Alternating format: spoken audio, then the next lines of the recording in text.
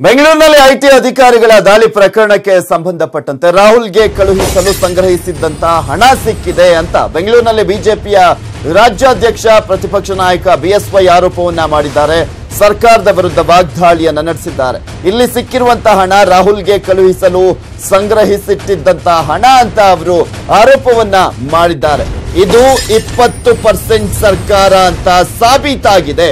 ಇದಕ್ಕೆ ಸಿದ್ದರಾಮಯ್ಯ ಏನ್ ಹೇಳ್ತಾರೆ ಅಂತ ಕೂಡ ಪ್ರಶ್ನೆ ಮಾಡಿದ್ದಾರೆ ಬಿಎಸ್ವೈ. ಅಧಿಕಾರಿಗಳಿಂದಲೇ ರೂಮ್ ಮಾಡಿಕೊಂಡು ಹಣವನ್ನ ಸಂಗ್ರಹ ಮಾಡ್ತಾ ಇದ್ದಾರೆ. ಲೋಕಸಭೆ ಎಲೆಕ್ಷನ್ಗೆ ರಾಹುಲ್ ಗಾಂಧಿ ಅವರಿಗೆ ಕೊಡೋದಕ್ಕೋಸ್ಕರ ಇಂಥವ್ರಿಗೆ ಏನ್ ಮಾನ ಮರ್ಯಾದೆ ಇದೆಯಾ ಅಂತ ಕೂಡ ಪ್ರಶ್ನೆಯನ್ನ ಮಾಡಿದ್ದಾರೆ ಬಿಎಸ್ವೈ. ಅಧಿಕಾರಿಗಳಿಂದ ಹಣ ಸಂಗ್ರಹಣೆ ಅಕ್ಷಮ್ಯ ಅಪರಾಧ. ಹಾರಿಕೆ ಉತ್ತರ ಕೊಡದೆ ಸ್ಪಷ್ಟ ಉತ್ತರವನ್ನ ಕೊಡಬೇಕು ಅಂತ ಕೂಡ ಇದೇ ಸಂದರ್ಭದಲ್ಲಿ ಆಗ್ರಹಿಸಿದ್ದಾರೆ ಪ್ರತಿಪಕ್ಷ ನಾಯಕ ಬಿಎಸ್ವೈ.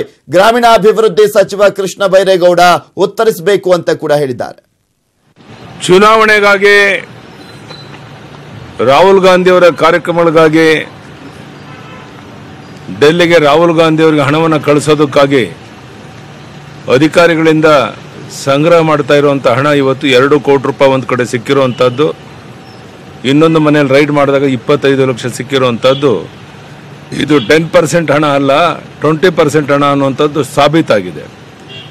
ಇದಕ್ಕೆ ಸಿದ್ದರಾಮಯ್ಯನವರೇನು ಉತ್ತರ ಕೊಡ್ತಾರೆ, ಕುಮಾರಸ್ವಾಮಿ ಅವರೇನು ಉತ್ತರ ಕೊಡ್ತಾರೆ ಅನ್ನೋದನ್ನ ಈ ನಾಡಿನ 6.5 ಕೋಟಿ ಜನ ಕಾಯ್ತಾ ಇದ್ದಾರೆ. ಬಹುಶಃ ಭ್ರಷ್ಟಾಚಾರ, ಲೂಟಿ, ಹಗಲು ದರೋಡೆ ಮಾಡ್ತಿರುವಂಥ ಈ ಸರ್ಕಾರ ಒಂದಾದ ಮೇಲೆ ಒಂದು ಇಂಥ ಹಗರಣಗಳು ಕಾಣ್ತಾ ಇರೋದು ನೋಡಿದಾಗ ಅವ್ರಿಗೆ ಅಭಿವೃದ್ಧಿ ಕಾರ್ಯ ಬೇಕಾಗಿಲ್ಲ.